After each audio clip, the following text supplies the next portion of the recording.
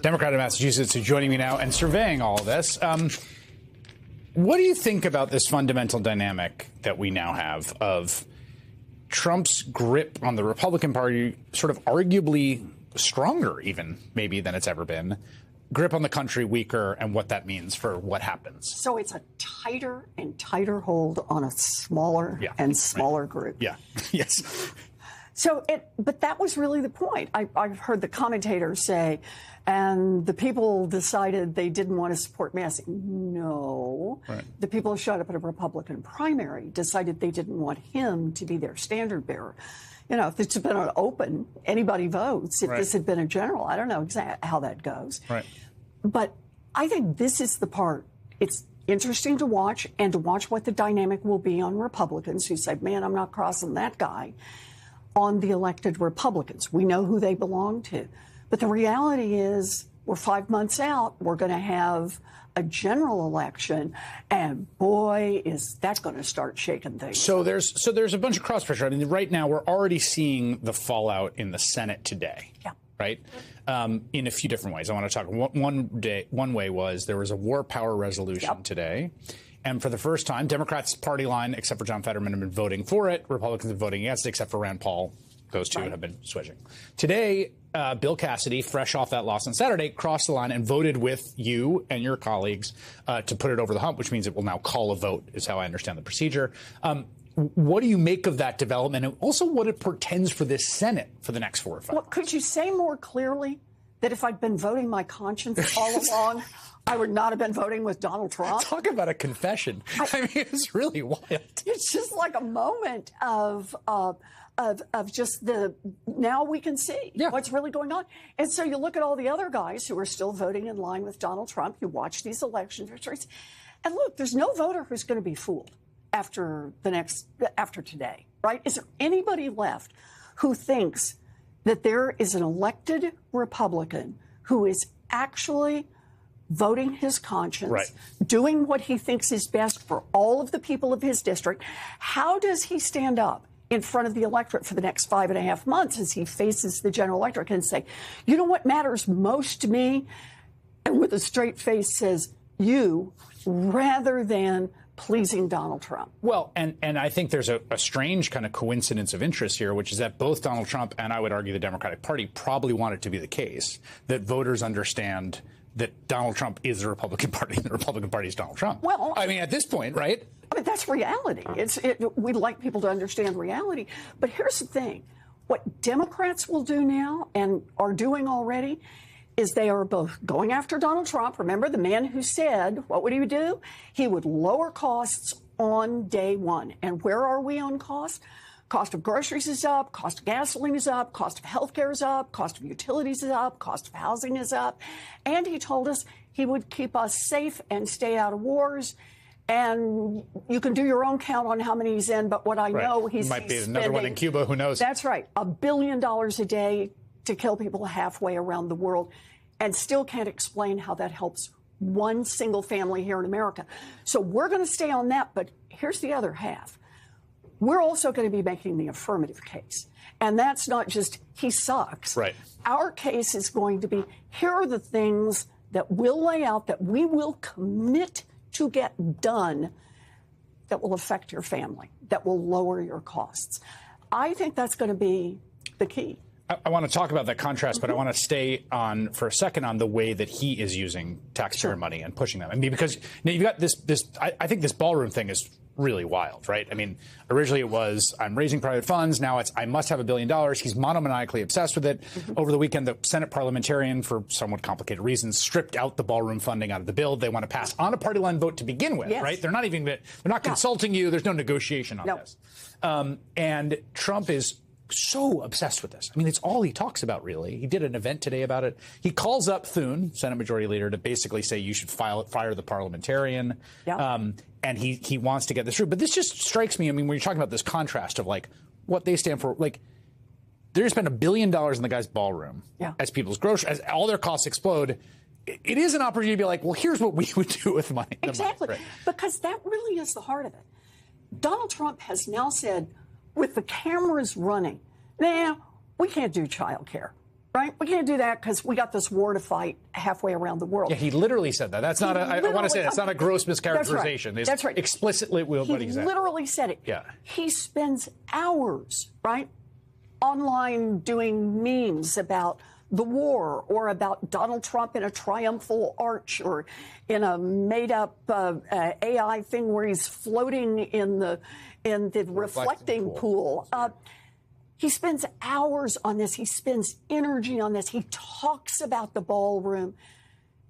And where is he on your groceries? Where is he on the fact that your utilities are up 67%?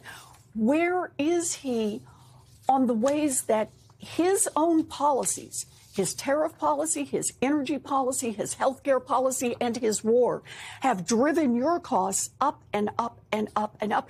And the answer is nobody home. Don't want to talk about it. Get mad if somebody raises it.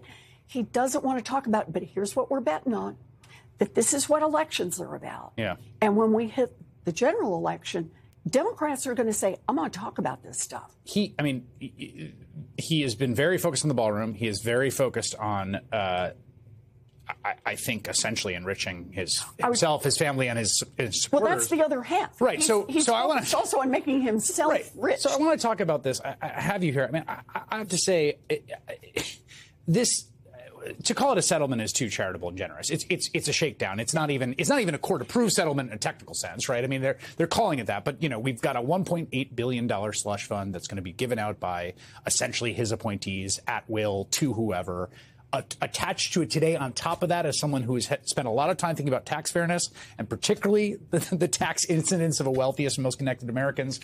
A crazy rider that came out today that basically says they dropping all audits can never investigate him or his companies or his family or anyone ever for anything. Yep. The IRS.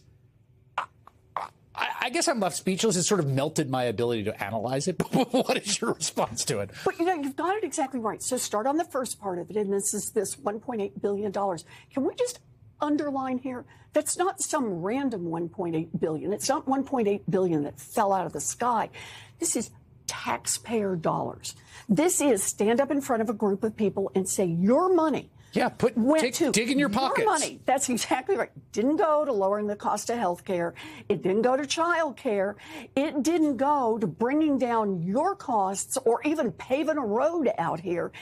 It went to Donald Trump to distribute, I don't know, to people who beat up cops on January 6th. It goes to whoever Donald Trump's favorite person of the hour is. Nobody gets ruled out here, no matter what kind of crook you are. So that's the first part, is the money part. I mean, we should just say it's essentially explicitly a fund for crooks in some sense, because, I mean, which is not to say that everyone's prosecutor is a crook. I want to be very clear about that. But I mean, it's really pointing in that direction, just to be clear. Yeah. Pointing pretty sharply, yes, right. As in finger right at your nose. Yeah, okay. But look at what happens in the other part of what he's done. I don't know how else you could hold up a bigger sign that says the President of the United States is deeply concerned that he has committed tax fraud, members of his family have committed tax fraud over a long period of time. And as soon as somebody other than Donald Trump is in charge, those chickens are going to come home to roost and poop all over him. And so right, then to says, insist on this as the settlement rider. That's right. That this is the settlement rider right this minute. And by the way, it almost has, you said you can't analyze it for me, it has just a little bit of the flavor of, oh, the general election is coming up. And if Democrats are there in the House and the Senate and have some control, they might be doing hearings, putting brakes. They may be reining in. So it's like watching somebody who's been gorging on corruption, who is loaded with corruption and says, let's stuff in a few more pieces before the guys come who might take the food away from the table.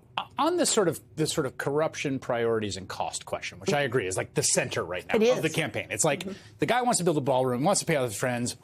Are you better off? You're not. Things are more expensive. His own war. He started all this. It's not like, Vladimir Putin invaded Ukraine and costs went up. Joe Biden took the blame, but was not a lot he could have done about it. This is a very different situation. But there also is a question of like tangibly, it's like even if you have Senate majorities, there's not a Senate majority, House majority, like how much you can actually do to bring down costs for folks. I don't see it that way. So I see what we can start with is we can do the investigations and start beating back on the corruption. And let's not forget on this, the corruption and the costs are not running independently. They're actually feeding each other. Correct. Why are your utility bills so high?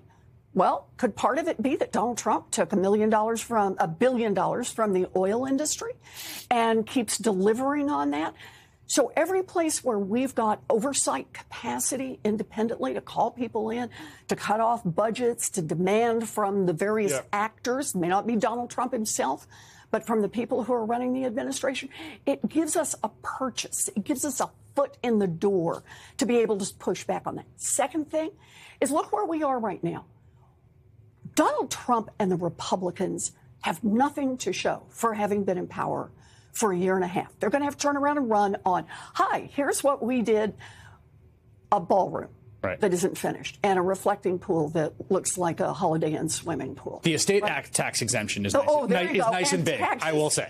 Tax breaks for billionaires, for Meta, for the big guys. Okay, that's what they've got to run on. One of the things we will be in a position to do if we have House and Senate is start pushing through our agenda, push through our child care bill. And now it's up to Donald Trump. What are you going to do, baby? You're going to veto it because it came from the Democrats, or you're going to pony up and sign it and reduce costs for American families. So don't tell me that we're going to be handcuffed until 2028. Nope. The fight starts the day after the election if we've got the power. Senator Elizabeth Warren of Massachusetts, thank you for making time and for being patient as we work through this busy election night. Great to have you here.